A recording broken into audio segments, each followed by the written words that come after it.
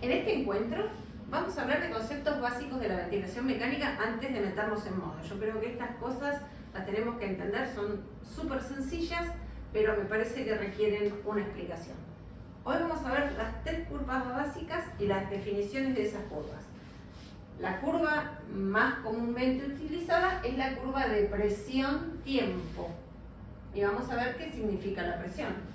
La otra curva que usamos siempre es la curva de flujo, que también se puede expresar como una V con puntito, flujo inspiratorio, por ejemplo. Y la tercera curva es la de volumen tidal. Son las curvas que tenemos en nuestros ventiladores.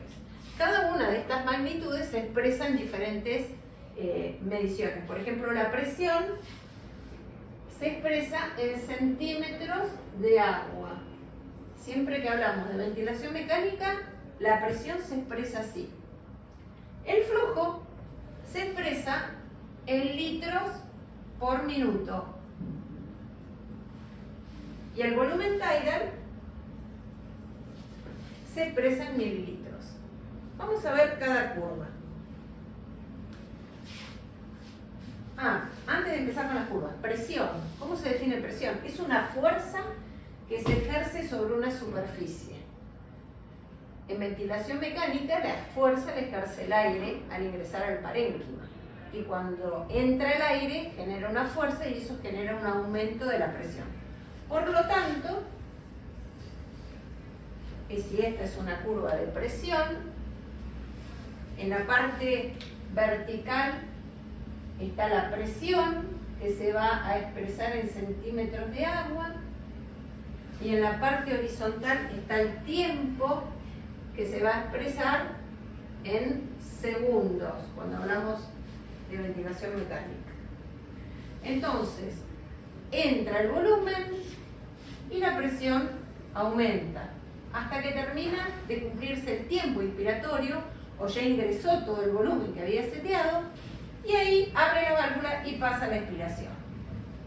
La presión puede volver a 0, o si yo uso presión positiva al final de la expiración, que es igual a la pi, vuelve a la presión que yo le seteé como la pi. Empieza desde un valor que ya no es 0, si tengo pi, que es presión positiva al final de la expiración, empieza en un valor que yo le seteé, y va subiendo hasta, por ejemplo, el valor máximo, que se llama presión inspiratoria pico, presión pico. Es la máxima presión que yo tengo en la vía aérea en la inspiración. Esta es la definición de presión inspiratoria pico. Bueno, esta es una curva básica de presión-tiempo en nuestro ventilador. Vamos a ver ahora la curva de flujo.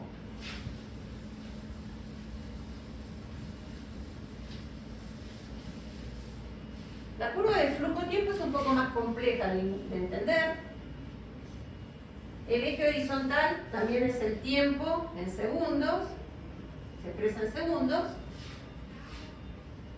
En el eje, cuando se cruza con el eje, esto es flujo cero, o sea que no hay movimiento de aire. Dijimos que el flujo era movimiento de aire o la velocidad del aire.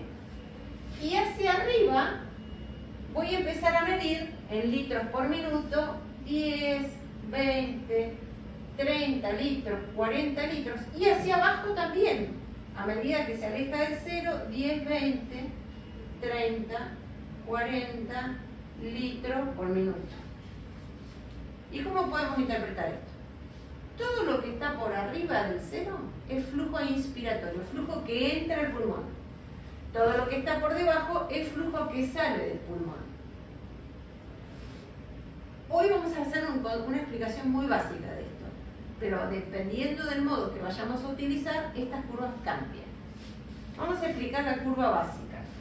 El aire comienza a entrar al pulmón a un flujo, por ejemplo, de 40 litros por minuto, durante un tiempo que yo le seteo, que puede ser un segundo, y ahí termina mi inspiración, flujo inspiratorio.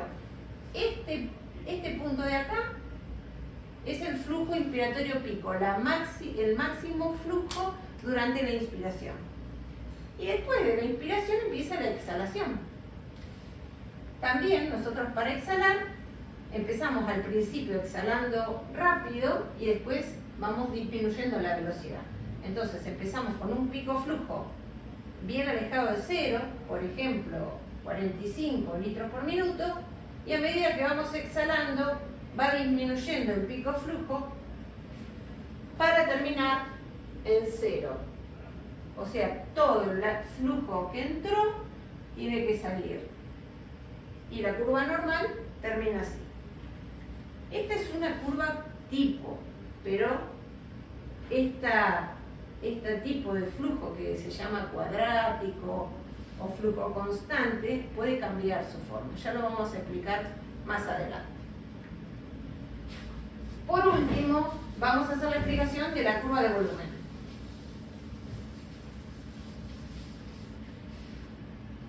La curva de volumen en el eje vertical tiene el volumen que se expresa en mililitros y en el eje horizontal tiempo en segundos.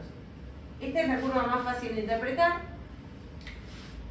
Entra el volumen, por ejemplo, yo le seteo 500 mililitros y acá tenemos 3, 4, 5, acá tenemos 500 mililitros. Entra el volumen, llega a 500, abre la válvula expiratoria, sale los 500 y tiene que llegar a 0. La única característica importante de esta curva es que lo que entra tiene que ser igual al que sale. O sea que siempre tiene que llegar a 0 para indicarme a mí que salieron los 500 mililitros. Esta es una curva sencilla. Más adelante vamos a explicar algunas cuestiones de esto, pero esta es la explicación básica. Una cosita más antes de terminar este video. Yo puedo dar el flujo de distintas formas, dijimos hoy. Vamos a hacer nuevamente mi curva de flujo. Flujo tiempo y este es el flujo cero. Yo puedo dar, por ejemplo, un volumen tidal que le corresponde a este paciente de 400 mililitros. Lo puedo dar de varias maneras.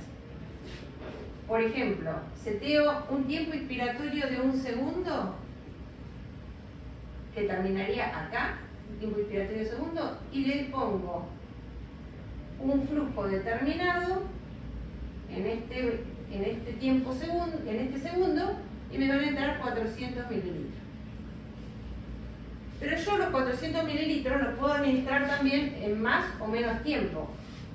Por ejemplo, en nuestros ventiladores yo puedo jugar con el tiempo inspiratorio.